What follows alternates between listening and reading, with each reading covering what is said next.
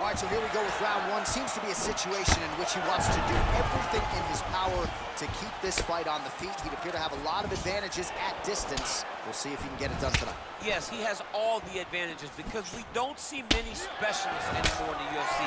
Guys can generally do everything, but this guy is a jiu-jitsu player. He wants to get the fight to the ground and start to weave his web of traps to try and find a submission. This striker needs to maintain his space. He needs to make sure he is not on the ground. Avoid it at all costs.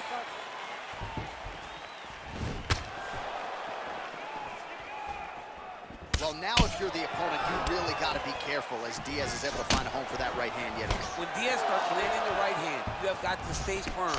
You have got to dig your heels in the ground and say, no way you're going to just run me over.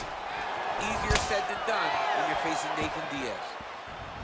Mixes it up nicely in terms of staying heavy and also staying active. Nice punch there. All right, he engages in a single collar tie here. Well, the strike lands there, but doesn't do a ton of damage because the fighter's...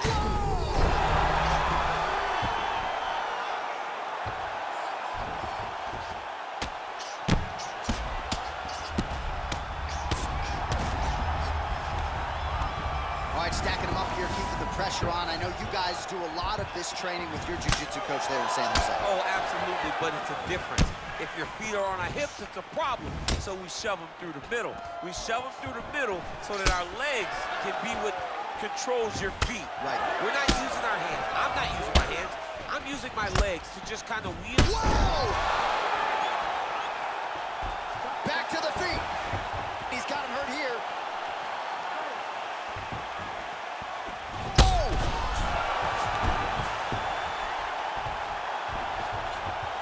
Watching this guy move on the ground, another nice transition there. Such a high-level grappler. You don't see that very often. Well, you know, I don't like the gi very much, but I have an appreciation and a healthy one for these type of transitions. You can tell he's been in the gi at some point in his life with the way that he moves so freely. I'm skipping jiu-jitsu next week, too. So 55 total strikes have found the mark for Jorge Gamebred Masvidal. Oh, single collar tie here. Right hand punch in the clinch. Muay Thai club. Nice connection there by Nate Diaz. Not a guy you want to let get going here on the feet, DC. No, because it's all downhill with Nate, right? It's the activity that will overwhelm his opponents, and this looks like the start of that. Head kick lands. And those knees aren't just for effect. Those are doing real damage. Oh, he tagged him with the punch there, DC. That's an educated. Strike lands there, and somehow his opponent's chin held up. His opponent's chin held up, but you do not want to be on the receiving end of those types of strikes. Round two winding down. All right, so a huge round for him there. That head kick probably would have had me out for good. The guy survives to see another round. Yeah, but he'll go back to that. It landed so perfectly. He set it up great. He did a great job of mixing up the target early, going up high, and getting the desired result.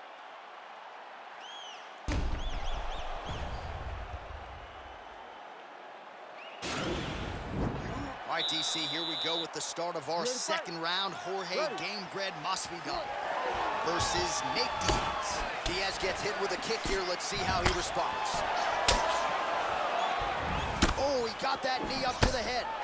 Continues to mix it up, going to the head, mixing in some body shots. Oh! Oh! Back to the feet. Wow! Big knee to the body. Oh, man, hate to be hit with one of those knees to the body.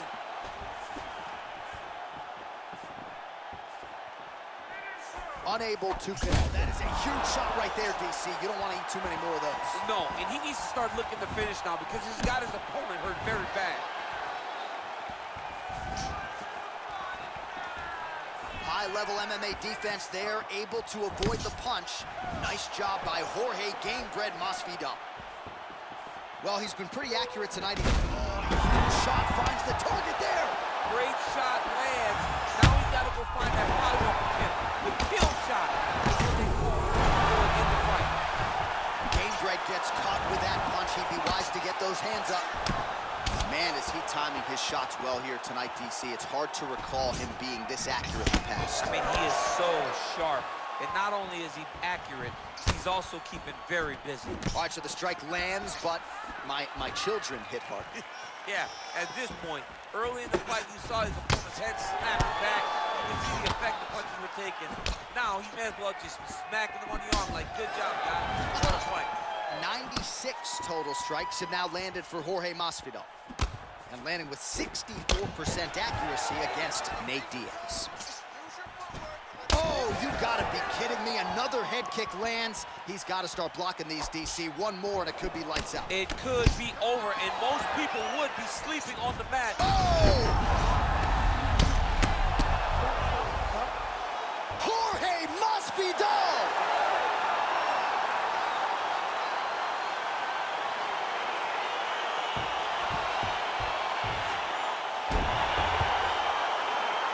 No telestrator tonight, but we're going to get you some highlights from this one. This was a fight that had it all, and for my money, his best performance to date. His best performance to date in the biggest moment. In the biggest moments, you got to show up, and that's exactly what he did tonight. He used every bit of his skill to get the job done. Now we go inside the octagon. Bruce Buffer with the official decision. Ladies and gentlemen, referee Herb Dean has called a stop to this contest at 2 minutes, 4 seconds of round number 2. Declaring the winner by knockout, Jorge